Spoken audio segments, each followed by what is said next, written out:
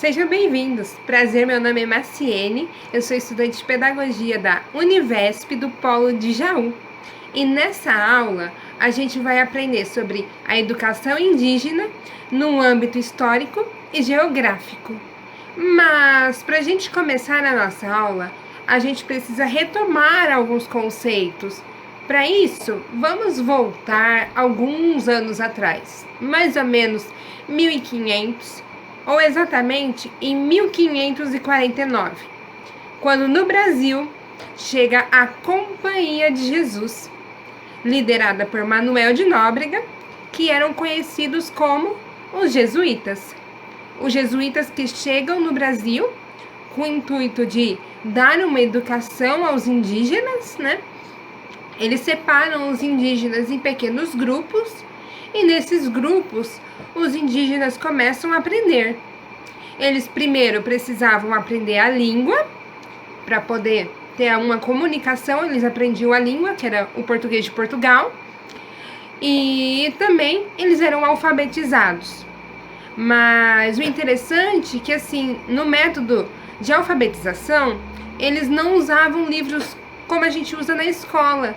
Eles usavam um livro diferente, a Bíblia. Interessante, né? A Bíblia, por quê? Porque o principal objetivo dos jesuítas da educação era catequizar os índios, trazer eles para a religião.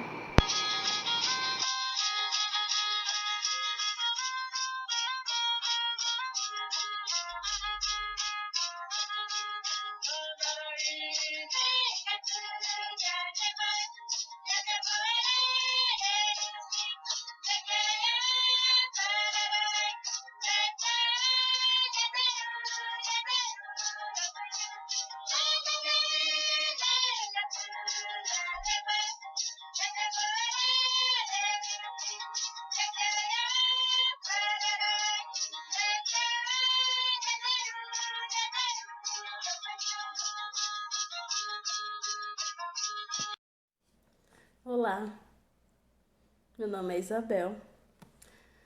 Vamos falar um pouquinho sobre como a cultura indígena influenciou na nossa sociedade até os dias atuais. Muitos dos nossos hábitos foram heranças deixadas pelos povos indígenas, como, por exemplo, o nosso hábito de tomar banho todos os dias. É uma herança que foi deixada pelos nativos e que foi incorporada ao nosso dia a dia. Já na culinária, podemos citar a mandioca e o milho.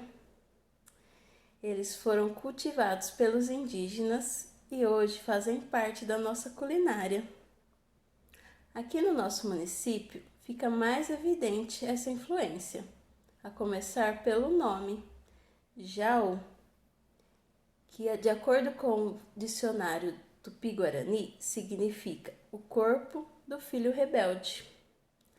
Conta a lenda que um jovem guerreiro caigangue, por amor a uma linda jovem, não aceitava a troca de cunhas entre seu pai e o chefe da tribo dos coroados.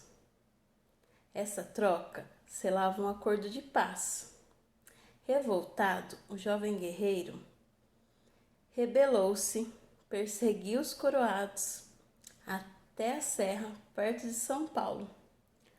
Lá os encurralou e fez guerra, causando muitas mortes. Ao voltar, foi perseguido pelos coroados. Vendo-se sem saída e cercado e machucado, ele resolveu atirar-se no rio para não ser morto, ter sua cabeça cortada e usada como troféu. Ele decidiu afogar-se e assim o fez. E ressurgiu depois de algum tempo um peixe. A esse peixe foi dado o nome de peixe Jaú e depois ao rio e ao município. Esse peixe tinha em seu dorso manchas avermelhadas, idênticas ao do rapaz, do guerreiro. que nunca mais voltou da guerra contra os coroados.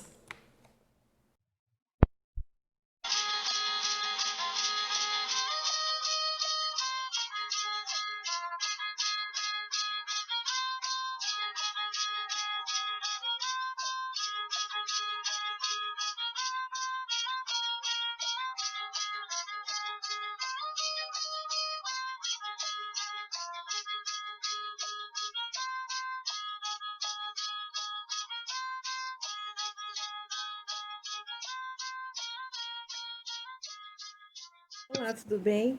Meu nome é Ana Paula, sou estudante do curso de Pedagogia da Univesp Polo Jaú, São Paulo.